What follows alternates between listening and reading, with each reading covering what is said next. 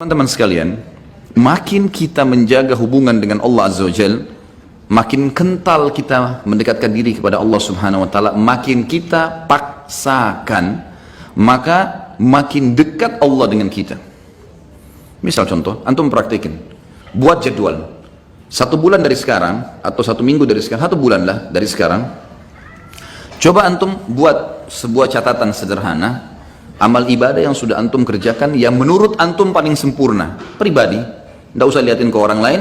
Tulis misalnya sholat 5 waktu, saya dari tanggal 1 Muharram ke akhir Muharram saya akan mulai, atau misalnya 1 Oktober sampai akhir Oktober saya mau coba sebulan nih. Nah, lebih baik lagi kalau tolak ukurnya 40 hari, karena Nabi SAW jadikan patokan siapa yang sholat tidak ketinggalan takbiratul ihram pertama imam 40 hari, dijamin baginya selamat dari sifat kemunafikan. Baik, pegang hadis itu 40 hari dari tanggal 1 Oktober sampai kita ambil misalnya 9 November, karena kan ada sampai tinggal 31 kan. Baik, sampai 9 November buat jadwal. Itu memang harus dipaksakan, paksa, nggak pakai cerita main-main, ini harus buat program dan antum harus mulai sendiri. Paksain, mau apapun godaannya, tidak ada ceritanya. Seperti antum kalau lagi lapar, orang mau bicara apapun antum tidak pusing, yang penting saya harus makan dulu, karena laparnya berbahaya. Seperti itu butuhnya dengan ibadah. Antum lagi haus, orang mau ngomong sebentar, saya mau minum, haus. Begitu antum buat program ibadah sekarang. Lebih penting daripada makan dan minum sementara kita lapar dan haus nih. Buat jadwal, sholat 5 waktu. Saya harus on time. Jadwal, buat jadwal sholat, mulai, start. Subuh, duhur, asar, maghrib, isya, buat catengan. Besok lagi, terus paksain. Karena 40 hari jaminan selamat dari sifat munafik. Antum tidak akan pernah dusta seumur hidup, tidak akan pernah ingkari janji, tidak akan pernah khianati amanah, tidak akan pernah berbuat curang. Jaminan dari baginda Nabi SAW. Dan tidak mungkin Nabi salah, tidak mungkin Allah salah. Ada sahabat 2 orang, adik kakak, kakaknya sakit perut, datang ke Nabi SAW. Ya Rasulullah, adiknya bilang, kakak saya sakit perut. Kata Nabi SAW, minumkan madu, kasih madu. Adiknya kasih madu. Rupanya adiknya buru-buru, kakaknya masih kesakitan, kembali lagi ke masjid. Ya Rasulullah, kakak saya masih belum sembuh. Apa kata Nabi SAW? Minum lagi, cari obat lain? Tidak. Nabi ajarkan sebuah konsep dasar ini. Kata Nabi SAW, Allah pasti benar dan perut kakakmu yang bohong. Nggak mungkin Allah salah. Sabar, minum, yakin, pasti Allah pasti benar, perut kakakmu yang bohong. Penanaman akidah yang luar biasa, harus difahami ini. Buat jadwal, saya belum pernah baca Quran sehari. Baik, sekarang baca. Lebih mudah bagaimana? Habis sholat, buat jadwal ini coba. Setiap habis sholat teman-teman, habis zikir, jangan berdiri, hitung pakai stopwatch 5-10 menit, tidak usah lebih. Antum buru-buru 5 menit saja, buka Quran, baca, pokoknya baca. Kalau antum bisa baca 2 lembar setiap habis sholat, 1 lembar, 2 lembar, sampai isya itu berarti bisa 10 lembar per hari. Atau kita ambil ayat lah, 10 ayat habis sholat, 1 hari antum punya 50 ayat. Apalagi kalau antum bisa 20 ayat, bagus kan? 20 ayat subuh, 20 ayat duhur, 20 ayat asar, 20 ayat maghrib, 20 ayat isya. Kalau ada yang lewat, misal maghrib gini ada ta'lim, habis isya nanti saya double jadi 40 ayat. Atau sebelum tidur, pokoknya 1 hari target saya 100 ayat misalnya. 100 ayat sehari teman-teman, 6.000 lebih ayat Al-Quran, itu bisa antum khatam cepat sekali, hanya baca. Harus paksain. Zikir pagi sore, jangan berdiri dari tempat antum habis sholat subuh kecuali sudah zikir subuh.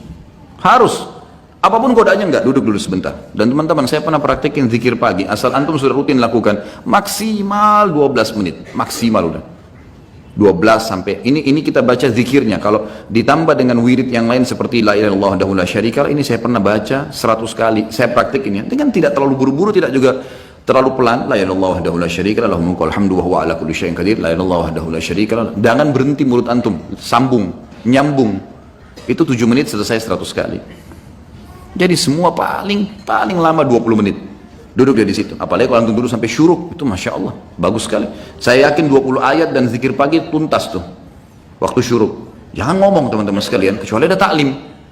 Syuruk tapi ngobrol di pojok sana, ngobrol di sana, ada apa ngobrol? Nanti sebentar ngobrol itu. Kasih haknya, jadwalin. Harus sudah selesai nih. Habis asar jangan berdiri. Tunggu sampai zikir antum sore selesai. Syaitan punya standar godaan. Nanti aja di jalan, nanti aja di rumah. Sampai sekarang masih banyak pasti belum zikir sore ini. Syaitan suka goda. Duduk, paksain, jadwalkan, gitu kan. Sehari itu semua amal-amal harian yang rutin semua harus on time. Antum jalanin seminggu lah, on time, fokus ini saja dulu. Kalau sudah minggu yang kedua, buat coba selain yang on time ini, buat plus-plus. Plus-plus itu kayak jenguk orang sakit, kayak menghafal satu hadis, setiap hari satu hadis, atau seminggu satu hadis. Buat plus, misalnya jenguk bakti sama orang tua, walaupun cuma telepon. Ada plus-plus dari jadwal rutin, jalankan seminggu. Coba begitu. Atau kalau kebanyakan, pindahin ke pekan ketiga, pekan keempat. Dan ini harus dipaksain ya. Ini nanti teman-teman kalau sudah dipaksakan, jadi terbiasa, kita jadi seperti roda. Jadi seperti sebuah kebiasaan, tidak enak lagi kalau nggak dilakukan. Jadi kalau antum kerjaan sebulan atau 40 hari tadi, memang butuh paksa di sini. Insya Allah setelahnya nanti malah jadi nggak enak. Orang kalau biasa puasa Senin Kamis terus nggak puasa, nggak enak. Atau orang biasa sudah ke masjid, sholat on time, telat sedikit rasanya beban, gitu kan? Terus begitu. Dan kata kuncinya, kalau kita sibukkan diri dengan buat amal soleh seperti ini teman-teman sekalian, pasti dosa atau akan tinggalkan secara otomatis. Nggak ada waktu buat dosa udah. Jadi nggak usah sisipkan energi khusus tinggalkan zina, tinggalkan riba, nggak. Sibukkan diri dengan amal soleh yang antum akan tinggalkan nanti. Karena ini penting di sini. Sibukkan diri dengan amal soleh maka dosa akan kita tinggalkan. Kalau ini terjadi, akan terjadi banyak karamah. Sebagian ulama menyusun ada beberapa tingkatan karamah itu. Yang pertama, yang umumnya datang kalau orang itu memaksakan diri dalam ibadah, mengerjakan yang wajib dan sunnah, meninggalkan yang haram dan makruh, maka dia akan sering melihat, dia akan sering merasakan firasatul mu'min. Yang kata dalam hadis Nabi SAW, kata Nabi SAW, firasatul mu'min benar. Ada sebuah perasaan yang kita rasakan, orang ini baik atau tidak baik. Jadi ini bisa dibedain ya dengan sesuatu kalau antum belum dekat sama Allah. Itu berarti dari belum tentu benar, bisa dari syaitan, sangka buruk. Tapi kalau seseorang sudah paksain diri, sudah jadwal ibadah tadi, antum bisa merasa orang ini mau niat jahat atau ini orang yang mau baik sama kita. Tapi konsekuensi ini dulu nih. Kalau sudah terpenuhi ini baru. Kalau tidak, masih antum Senin Kamis masih jalan. Ada orang sholat 5 waktu, iya, ikhwah banyak. Tapi nggak pernah puasa Senin Kamis. Entah kenapa. Apa udhurnya nggak tahu. Mau tunggu mungkin mati, malaikat mau datang baru puasa, Allahu a'lam. Gak ada alasan sama sekali. Kerja, semua orang kerja. Semua panas semua. Ramadan kemarin sudah menghapus semua syubhatnya orang yang tidak puasa. Semua dihapus. Panas iya, kerja iya. Sama semua. Sama. Sudah kita dilatih sama Allah SWT. Dan wajar kalau orang menjadi lebih baik. Wajar. Gitu kan? Yang kedua, dia kalau terus memaksakan diri lagi, dia akan mendapatkan yang dikenal dengan ru'yah sadiqah. Ru'yah sadiqah ini, sebagian ulama, tentu tidak semua, mengatakan diambil dari sabda Nabi SAW, mimpi yang benar dari seorang mukmin atau ru'yah sadiqah adalah cabang dari 40 cabang kemujizatan Nabi. Dalam hadis lain dikatakan tidak tertinggal lagi sesuatu yang benar menjelang hari kiamat kecuali mimpi yang benar dari orang mukmin. Misal antum mau pergi umroh atau mau pergi haji, mimpi lihat Ka'bah. Ada orang tua kita mau datang silaturahim, kita mimpi beliau datang. Banyak hal yang diperlihatkan oleh Allah SWT, mimpi. Dan mimpi itu berita gembira, membuat orang mukmin ini senang. Kata para ulama, kalau orang ini belum memaksakan diri ke target-target tadi, mengerjakan semua perintah wajib atau sunnah, meninggalkan semua larangan haram atau makruh, maka bisa saja mimpinya itu bercampur baur dengan hilm. Hilm ini lawannya ru'yah sadiqah. Ru'yah sadiqah mimpi yang benar dari Allah, sementara hilm dari syaitan. Jadi kalau antum masih mimpi nggak tahu ini benar dari Allah atau bukan ya. Nah ini karena masih belum sampai pada itu. Tapi orang kalau sampai pada tingkat ini, sebagian ulama mengatakan seperti sabda Nabi SAW, memang orang mukmin akan mimpi ru'yah sadiqah itu. Orang mimpi ru'yah sadiqah. Ini yang kedua. Kemudian datang yang ketiga, yang setelahnya adalah hal-hal yang terjadi yang memang Allah Subhanahu wa ta'ala sesuaikan dengan keadaan orang itu.